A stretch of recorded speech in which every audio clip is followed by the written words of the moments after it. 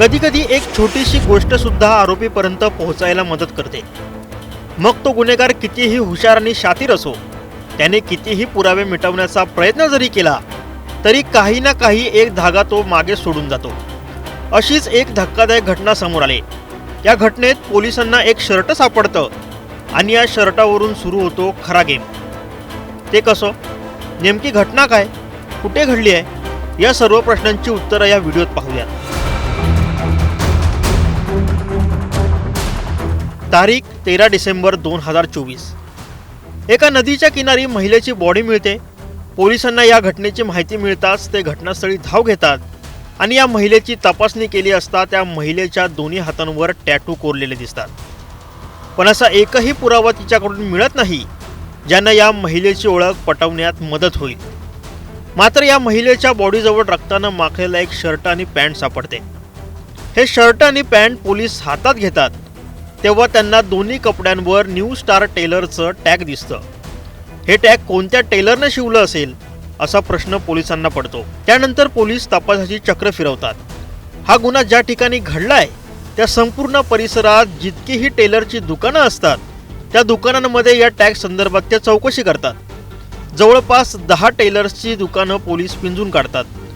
अशातच एक टेलर एका दोन्ही कपड्यांवरील टॅग पाहतो आणि या संदर्भात पोलिसांना माहितीही देतो। असं टॅग फक्त गुजरातमध्ये बनवलं जातं असं तो पोलिसांना सांगतो। त्यामुळे या प्रकरणी गुजरात कनेक्शन देखील समोर येतं। पोलिसांनी आता थेट गुजरात गाठलं होतं। या टेलरचं दुकान गुजरातमधील सुरत इथं होतं। या टॅगवर 3833 हा नंबर होता। एका बाबू नावाच्या व्यक्तीनं हा शर्ट शिवला होता। आता हा बाबू कोण, तो कुठे राहतो, असाही प्रश्न पोलिसांना पडला। मात्र हे सुद्धा कोडं पोलिसांना सोडवणं फार कठीण नव्हतं। ते कसं, जेव्हा बाबूने हा शर्ट खरेदी केला तेव्हा टेलरकडून बाबूला 100 रुपये देणं बाकी होते। त्याच्याकडे सुट्टे पैसे नव्हते। त्यामुळे टेलरनं बाबूला ऑनलाईन पेमेंट केलं होतं। त्यामुळे बाबूचा मोबाईल नंबर पोलिसांना सहज मिळाला। या नंबरवरून पोलिसांनी त्याची सर्व कुंडलीच काढली। या बाबूचं नाव जगन्नाथ दुहुरी। तो ओरिसामधील केंद्रपाड्यात राहतो। जगन्नाथ एका कामानिमित्त सुरतेला चालला होता। तो ट्रेनमधून प्रवास करत होता। याची खबर पोलिसांना लागताच पोलिसांनी सापळा रचला।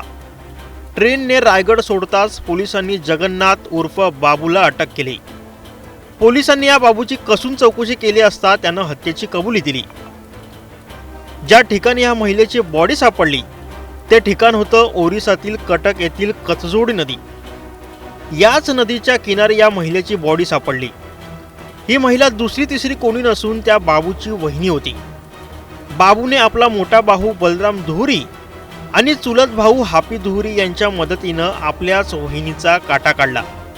ज्या वहिनीचा काटा काढला ती वहिनी त्याचा मोठा भाऊ बलराम दुहुरी याची पत्नी होती। बलरामला आपल्या बायकोवर संशय होता। त्याच्या पत्नीचे परपुरुषासोबत प्रेम संबंध होते असं त्याला सारखं वाटायचं। त्यामुळे दोघांमध्ये नेहमी खटके उडायचे, दररोज भांडणं व्हायची।